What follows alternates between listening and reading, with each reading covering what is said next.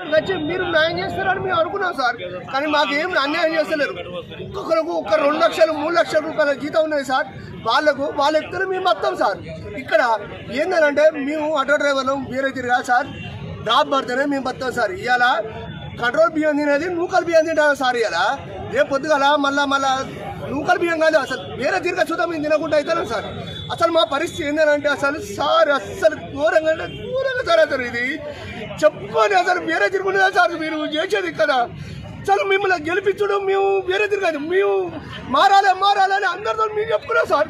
కానీ మాదే మారింది సార్, మా తలరాత మారింది సార్. అసలు మా తలరాత మొత్తం మార్చింది సార్. మీరు 50 సంవత్సరాలు అవతలి వాళ్ళకు మీరు చేయండి సార్. 50 సంవత్సరాలు యువతల వాళ్ళకు చేయాలి సార్. మీరు మా స్కూల్ పిల్లలు టీచర్లు ఇస్తేనే మా బతుకు సార్. వేరే తిరిగి మేము బతకలేము సార్. అసలు మేము రోజుకు 400-500 కంచెలు 800 మందలు చేస్తేనే మా పిల్లలను అందరూ కిరాయిలు గిట్లా బతుకుతారు సార్.